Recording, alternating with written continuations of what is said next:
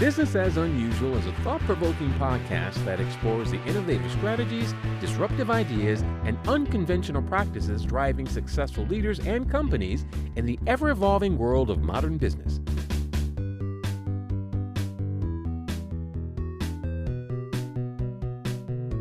Subscribe, comment, and share for weekly inspiration with our host, Aicila. Hi, welcome to Business as Unusual. I'm here today with Radhika Dutt, the author of Radical Product Thinking, the new mindset for innovating smarter. This methodology that she introduced in her first book is now used in over 40 countries. She's an entrepreneur, speaker, and product leader. She's been involved in several aspects of business and graduated from MIT with an SB, which is a Bachelor of Sciences, but it's smart they don't call it a BS. And master's in engineering and electrical engineering. She also speaks 9 languages. And so we are very delighted to have Radhika here sharing what she has learned and discovered in her very wide-ranging career and the different things that she's doing, and to share a little bit about the innovations and what she's doing that's unusual. So welcome to the show. Thanks for having me. I'm so excited to be here. So I'm going to dive right in. One of the things that Radhika does is she helps companies rebuild their muscle for experimentation. And in her work, she's seen that goals and targets are more effective when you're working on repetitive tasks, when there's a right way to do things. And right now, we need more people that can solve complex problems. And so she helps companies develop systems and create the conditions for their workers to solve those complex problems. Can you talk a little bit more about that? Yeah, let's unpack that because there's so Okay. much to it, right? Because what we have been ingrained with for a really long time is that the way you make progress is by setting goals and targets, that this is how you drive people. And so, if you just uh, question that for a moment and say, wait a minute, why goals and targets? Like, how why is that the thing? Why not something else? Like, why did we come up with goals and targets? We never step back and question that, right? So when Hmm. you look at that, what research shows is, even though there are all these methodologies over time that have always been the next, big way of doing things. First, there was management by objectives. Then there was OKRs that Andy Grove, the legendary Intel CEO, created and instituted at Intel.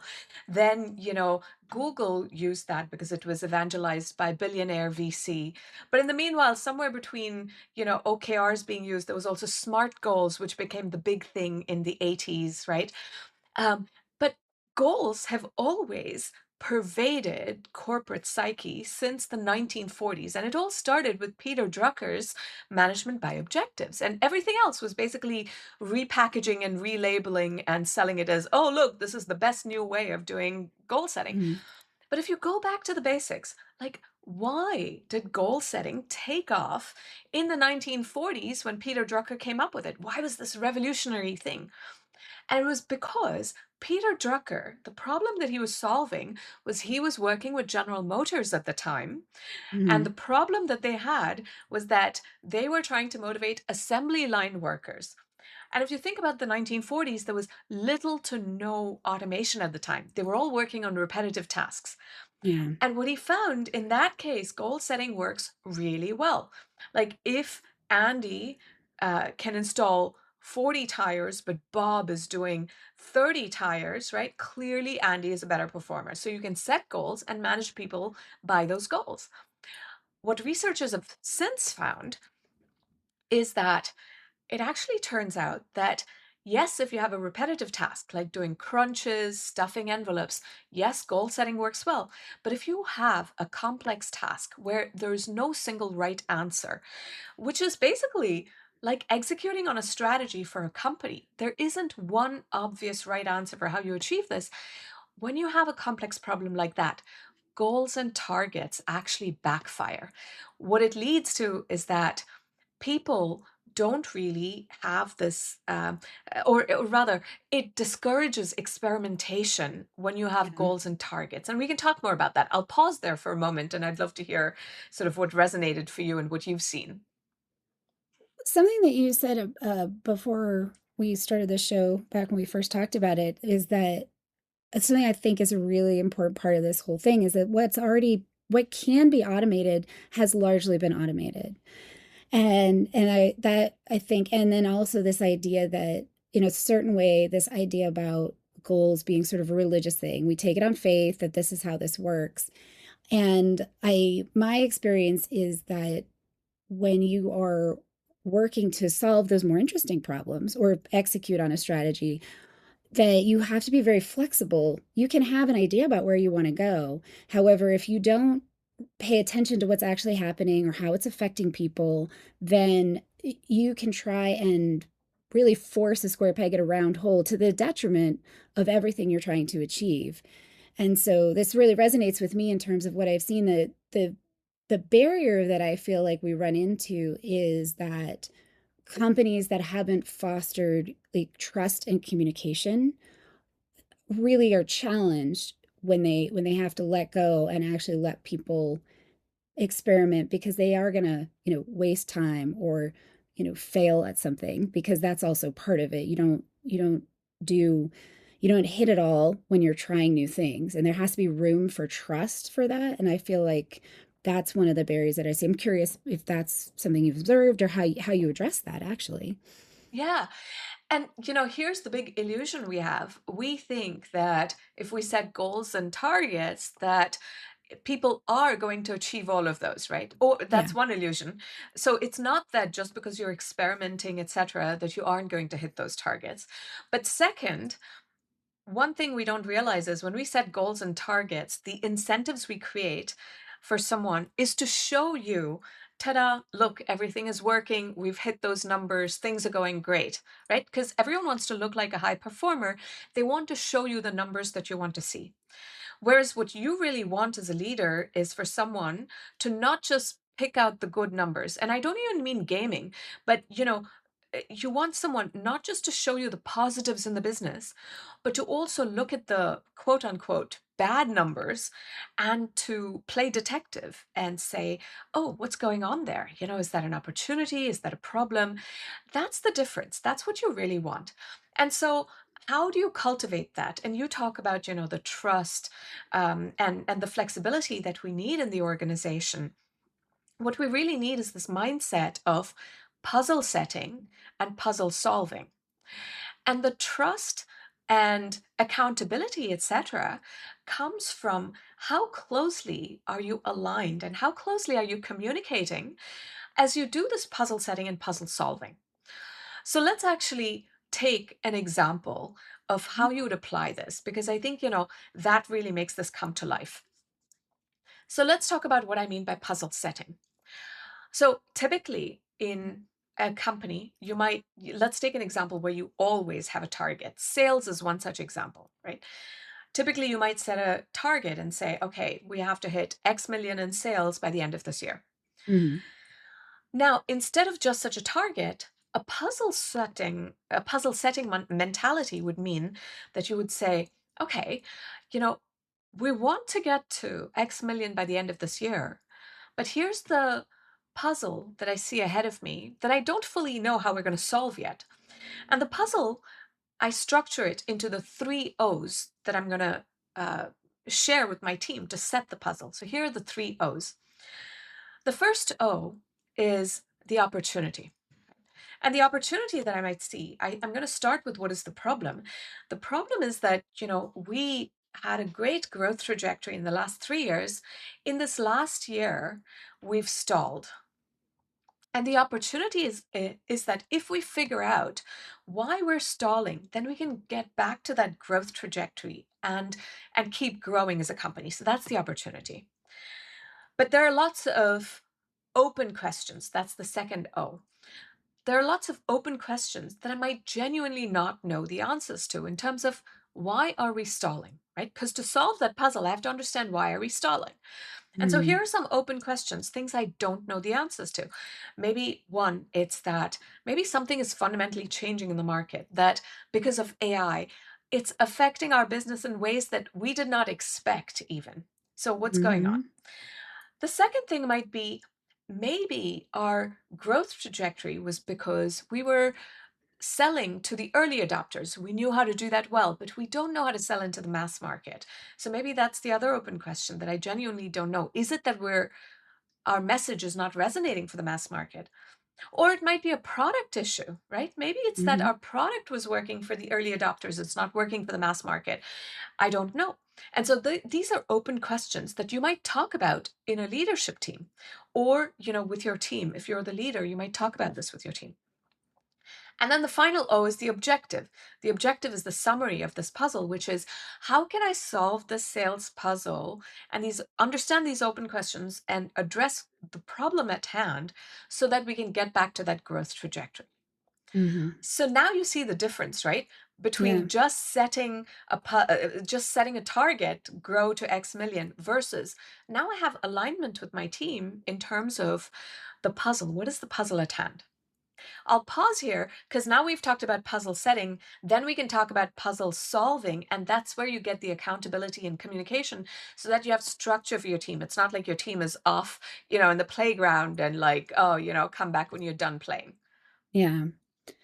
And I feel like that's something I see as someone who works with often smaller businesses and solopreneurs, is finding that balance between over involvement, micromanagement, and abdication, and learning how to create that tension where you are involved enough that you're providing guidance and support while also giving your team enough room to figure things out, determine, question, all of that kind of stuff. And that tension, I think, is hard whether you're a large company or a single operator, because it's not there, it's not a checklist. It's a little Mhm. bit of a, you really have to be in relationship with what you're doing and the people you're working with.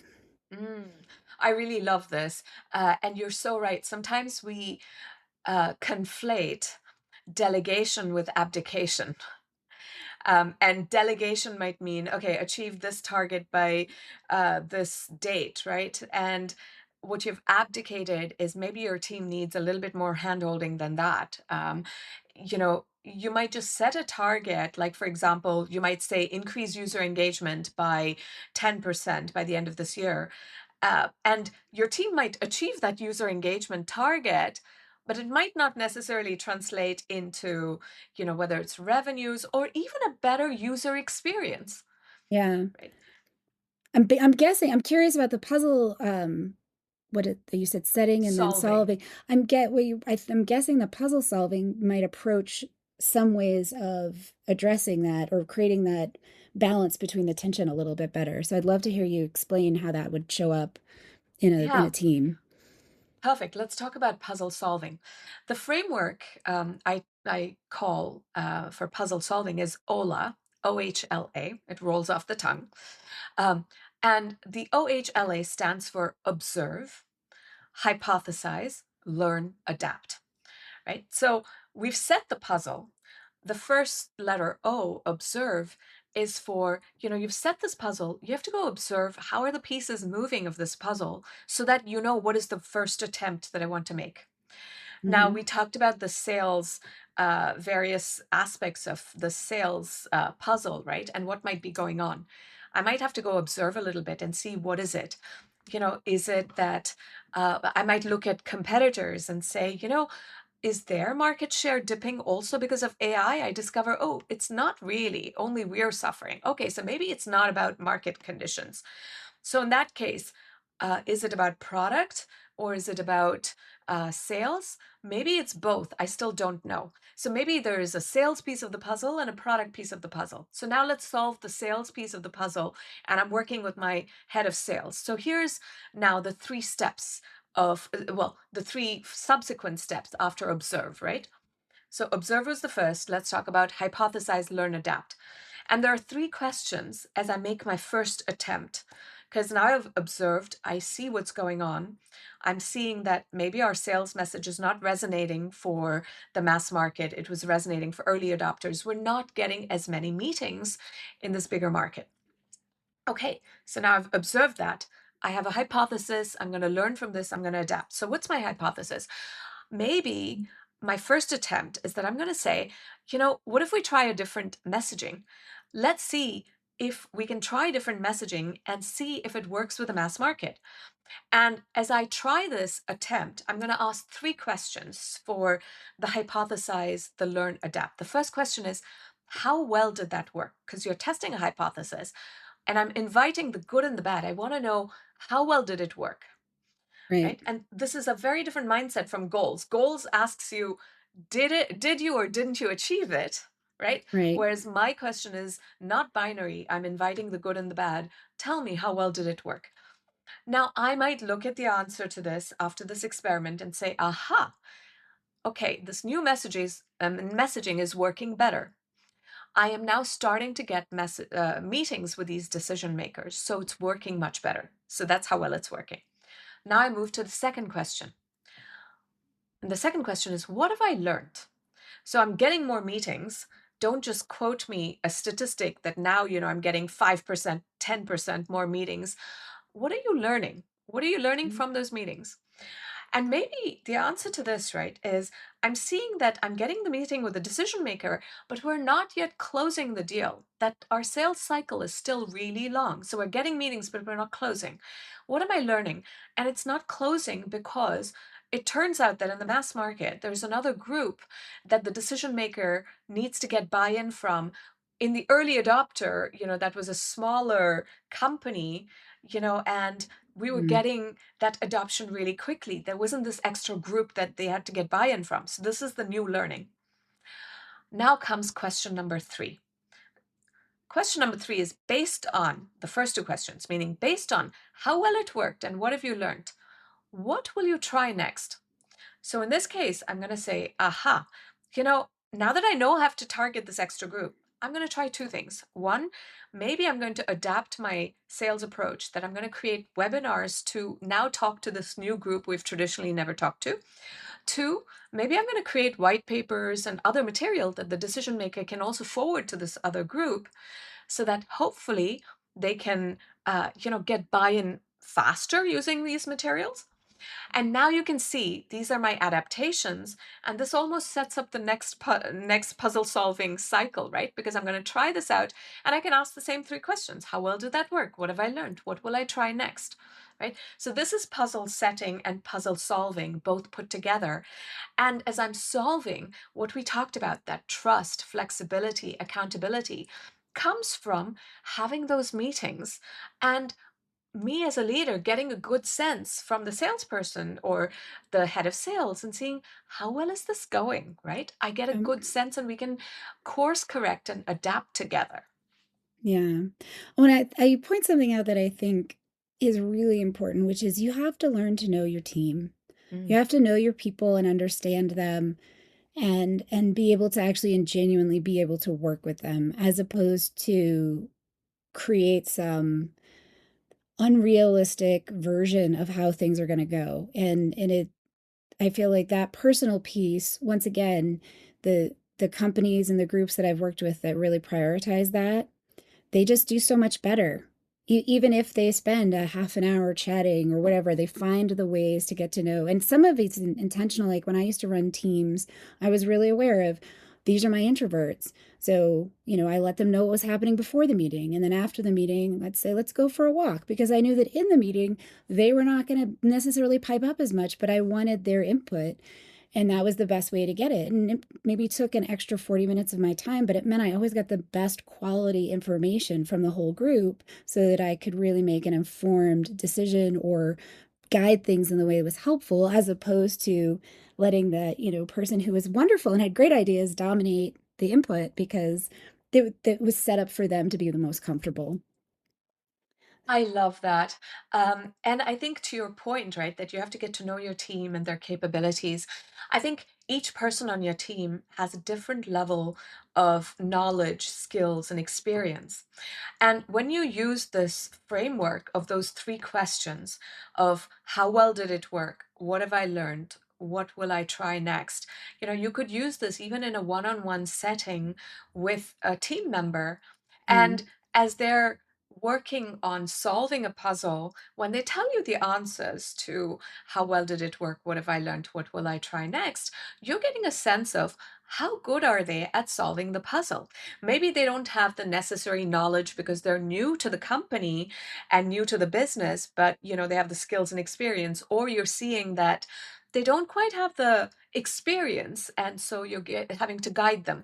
Or maybe they have all three, the knowledge, skills, and experience. And in which case, right, in terms of this uh, spectrum of how much can you delegate to them versus, how hands-on do you need to be, someone who is solving the puzzle at a brilliant speed, I'm going to be really hands off and say, you really got this. Come back to me and let's stay aligned. Tell me what you need, whatever obstacles I need to solve. Someone who needs more hand holding, I want to meet with them on a very, very, like, maybe weekly basis, maybe even more often than that, so that I'm really guiding them through this. And, in the span of even a few such meetings, you will see how much more scaffolding and development you're helping them through by giving them the structure. Yeah, no, that makes a lot of sense and seems really would be incredibly helpful. And also helpful to give them a structure to identify how to develop that skill in themselves.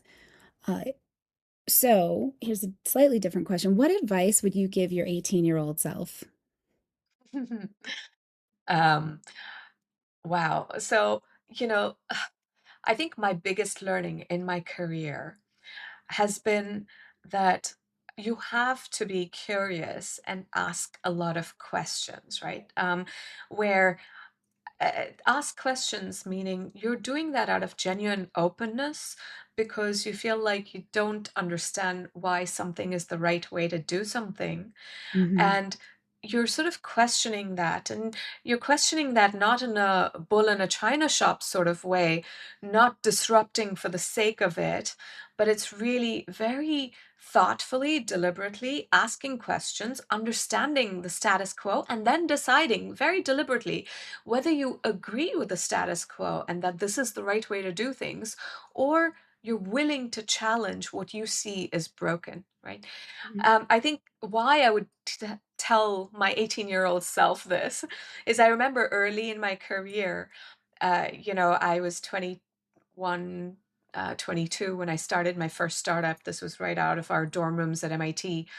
I was starting it with four other co-founders, and three of whom were men who had so much arrogance and hubris. And they were so confident in sort of this is how you build a business, how you scale.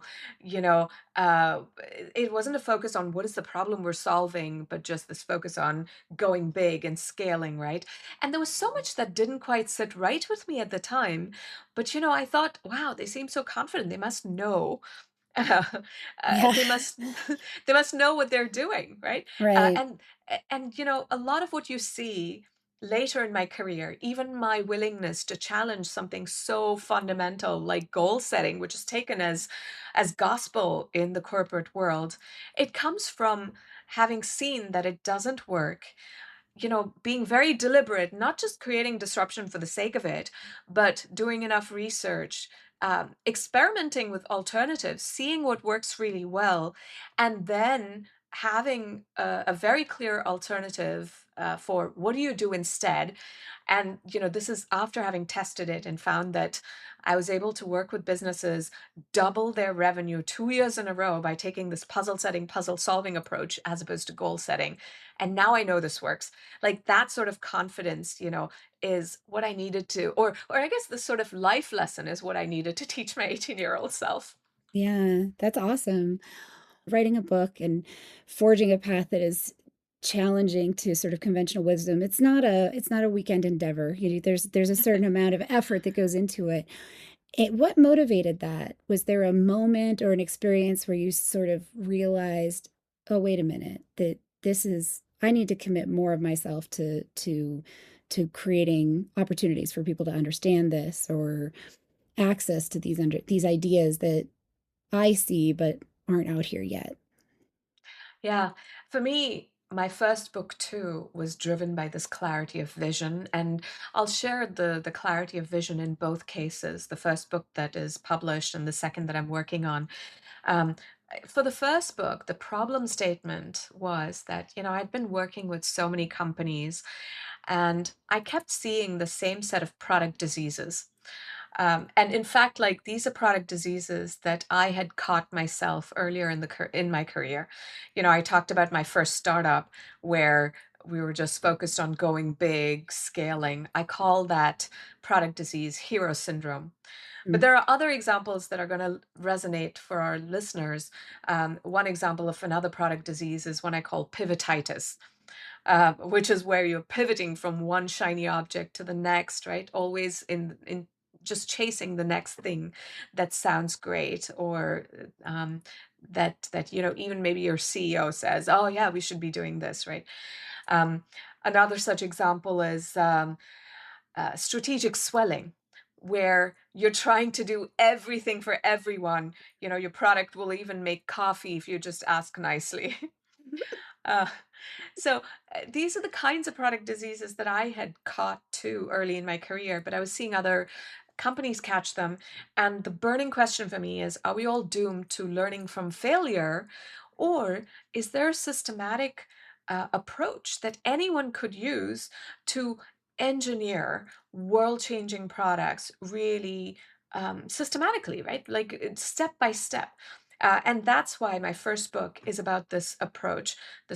I call it radical. So the first book, the title is Radical Product Thinking, and it offers a framework on how do you systematically translate a vision for change that is a very detailed vision. That's a problem that you want to see solved.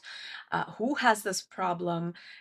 What is the problem? How are you going to solve it with your product? Why does it need to be solved? Because maybe it doesn't, right? And then Mm. how do you translate that into action very systematically? So that's the first book. And similarly, there's a very clear vision for the second one, which is that I've seen goals and targets backfire, and I've seen puzzle setting and puzzle solving work so well here. But people need a methodology for how do you very systematically set a puzzle clearly to align teams, and then how do you turbocharge the puzzle solving so that this feels so much more effective than goals and targets. Yeah, wow, that's fantastic. I'll have to read it. I'm excited. When does it come out? Do you know? So the second book that I'm working on, it's work in progress. Like I think probably, end of 2027 is probably kind of Making what us I'm wait that targeting. long? Oh my Traditional gosh. publishing takes a really long time. Oh my goodness. Well, in the meantime, if people, I mean, I'm sure folks want to get more connected to you. I know you have a LinkedIn. Do you have a newsletter? What's the best way for people to follow you, get in touch, learn more about what you're up to? Yeah, so first of all, people can get the Radical Product Thinking book. It's on Amazon and in bookstores around you. And that really gives you the systematic approach for translating vision into everyday activities. And that's the book that's now being used in over 40 countries and creating world changing products. People can also reach out to me on LinkedIn. I love hearing from people on how they're creating change. And the third thing is you can also download this free OLA toolkit for puzzle setting and puzzle solving. And I'll share with you a link for show notes Okay. so that people can get that. And in fact, what I'd encourage our listeners to do is as you use this toolkit, feel free to reach out to me on LinkedIn. I would love to hear about how you're using puzzle setting and puzzle solving. And as I write the book, your case study might just make it into the book. Ooh, that's an incentive. So, hey, folks. And we'll have to have you back on and when you're closer to talk about like what's happening and how things are going and what you've learned from people. So, it'll be I would love wonderful. that. And it's been such a wonderful conversation. So I look forward to our next one. Me too. And it's so great. Thank you. Is there anything that you want to say or share that we didn't get to for today? Um, I think the biggest takeaway that I might share is, we can engineer the change that we want in the world very systematically, right? And what I mean by any product, like whether you're a solopreneur and you're product might even be your freelancing that you're doing. Maybe you're a graphics designer and that might be your product, and the change you're creating in the world is through your product. You might be doing activism or volunteering to create a certain change. That could be your product. Even parenting can be your product in the world because you're creating change in the world through the kids that you launch in the world, right? And so, whatever your product is, you can engineer the change very systematically. And the whole framework that I talk about in radical product thinking, it contains this very clear approach that is fill in the blank statements. It's about, quadrants that help you visualize how you translate vision into action. It's a lot of these things that make it so intuitive, but also it helps you bring a whole team with you on the journey. This is where I would encourage, people to look at this as a way of engineering change, no matter kind of what your field is in terms of producing change. Sounds fantastic. Thank you so much. I really appreciate your time today. Thanks so much for having me on. Thank you for tuning in to Business as Unusual. Remember, in this ever-evolving world of modern business, it's not about fitting in, it's about standing out. See you next time. Stay curious, stay innovative, and always keep it unusual. I hope you enjoy the show. I love making it. If you did enjoy it, consider hopping over to the review portion of the platform you listen on and letting other people know about it. Or share the episode or the entire show with a friend or subscribe to the show. Definitely reach out, get on my newsletter, follow me on social media, and let me know what you like, what you don't like, and what you'd like to see in the future. Well, we love our guests. Appearance on the Business as Unusual podcast or any Bicurean consulting production is for information purposes only and is not to be considered an endorsement of their business practices, or character. Please properly vet anyone you find through this podcast and generally before you do any business with them. Thank you for listening.